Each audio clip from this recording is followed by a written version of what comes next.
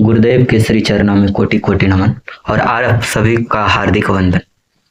आज से मैं भक्ति मार्ग के इस चैनल पर भक्ति की महिमा को समझेंगे और किसके माध्यम से? गीता के माध्यम से। मैं गीता का महिमा का बखान तो नहीं कर सकता, लेकिन मैं इतना कहता हूं कि गीता वो चीज है, गीता का ज्ञान वो रस है जो कहीं और नहीं। गीता में जितने भी शब्द हैं, ऐसा नहीं कि किसी व्यक्ति ने लिख दिया, वो व्यक्ति नहीं कोई जो कि उसके अर्थों को पूरी तरह से समझ पाए।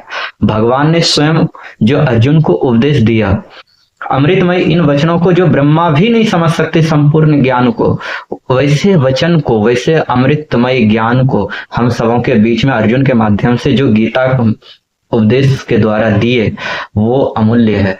जो इस ज्ञान को नहीं समझे, जो इस ज्ञान को नहीं समझना चाहता, जो तो उन्हें सिर्फ इतना ही समझा जा सकता कि यदि किसी बालक के सामने पूरी किताबें खोल के रख दे और बालक आंख बंद कर ले, तो ऐसे नहीं कि उस किताब का ज्ञान कम हो जाए। इसका मतलब यह है कि उस बालक में जिज्ञासा नहीं, चेष्टा नहीं है। ठीक उसी प्रकार वर्तमान समय में और आने वाले भविष्य में जो इस गीता को नहीं समझेगा और जो नहीं समझना चाहता, तो आप उन बालक से भी तुलना कर सकते हैं। इसमें कहीं कोई दो मत नहीं।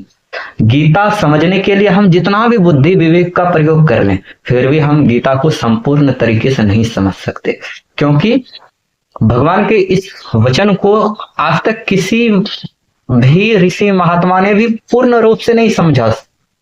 जहां तक कि ब्रह्मा जी भी, वो भी भगवान के इन वचनों का पूर्ण रूप से उनको ग्रहण ही नहीं कर पाते। तो जितना भी समझ में आए, तो फिर भी भगवान की इन वचनों को जितना भी, हमें लगता है कि जो भी व्यक्ति जितना भी 30 से 40% भी यदि गीता के बारे में पढ़ के, सुन के, समझ के, देख के, जैसे भी हो, यदि समझ गया, तो उनका जीवन का उद्धार निश्चित है, भगवत प्राप्ति निश्चित है, उनका जीवन चरित्र में परिवर्तन निश्चित है।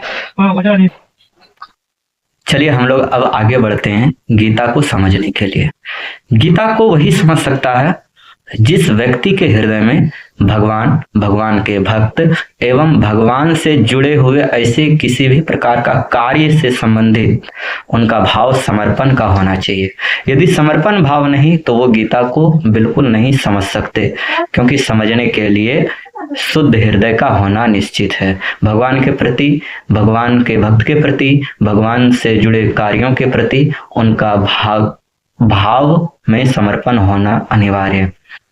जो समर्पण भाव से नहीं समझेंगे, वो ऐसे भी राक्षस प्रवृत्ति के बुद्धि के लोग भगवान की गीता को ग्रहण नहीं कर सकते, क्योंकि वो सिर्फ श्रद्धा भाव से ही ग्रहण हो सकता। अब ऐसे भी सोच सकते दूसरी हम लोग अपने जीवन में, दिनचर्या में, कि जब हम किसी शिक्षक के पास जाते हैं पढ़ने के लिए, तो जब कोई स्टूडेंट, याद कीजिए जब आप बचपन में जब आप पढ़ने गए होंगे या बच्चे को भेजते होंगे, तो बच्चे उनसे पढ़ना नहीं चाहते, तो फिर क्या होते, धीरे धीरे उनसे लगाव जब तक नहीं होता, तब तक वो शिक्षक से कुछ सीख नहीं सकता। ठीक उसी प्रकार भगवान के इन अमृतमय वचनों के प्रति, अमृतमय ज्ञान के प्रति समर्पण होना निश्चित है। श्रद्धा भाव का जुड़ना भी निश्चित है। अगर श्रद्धा हो गया, जुड़ गया, तो आप गीता का ज्ञान को अवश्य समझ जाएंगे, और समझने के बाद आपके अंदर में ये परिवर्तन अवश्य आएंगे। और गीता का ज्ञान इतनी इतनी इतनी ऊंचाई पर है कि उनको महर्षि वेद व्यास ने कहे कि अगर गीता को सिर्फ कोई एक श्लोक नहीं, आधा श्लोक भी, और आधा श्लोक भी नहीं तो कुछ श्लोक का 1/4 हिस्सा भी यदि जो नित्य पाठ करेगा, फिर भी उनको भगवान की शरणागति प्राप्त हो जाएगी। महर्षि वेद व्यास ने बहुत सारे ग्रंथ लिखे, लास्ट में वो भागवत महापुराण की रचना की है, लेकिन महाभारत में लिखते हैं कि भगवान के इन वचन अमृत को, मतलब गीता उपदेश को छोड़कर जो कोई भी दूसरा शास्त्रों पर अपना टाइम खोटा करते हैं, उन पर ध्यान देते हैं, तो वो समझिए एक प्रकार से अब इस मार्ग में, भक्ति मार्ग में या भगवान से जुड़ने की चेष्टा में सिर्फ एक क्रीड़ा खेल कर रहे हैं, बाकी और कुछ भी नहीं। भगवान के यहाँ तक कहते हैं महर्षि वेदव्यास कि जो इस गीता को पढ़ लिए, सुन लिए, समझ लिए, उन्हें दूसरे किसी शास्त्र का जरूरत है ही नहीं। आप सोच सकते हैं महर्षि वेदव्यास जैसे ऋषियों ने गीता का महिमा को इस प्रकार से बतलाते हैं, जिन्होंने उतने सारे पुराणों की रचना किया, और हम लोग तो आम इंसान हैं, साधारण मनुष्य के भी बराबर नहीं, उनके भक्त के भी धूलि के बराबर नहीं, तो भगवान से अभी तो दूर, हम उनको समझ भी नहीं पाएंगे, उनके ज्ञान को क्या समझेंगे।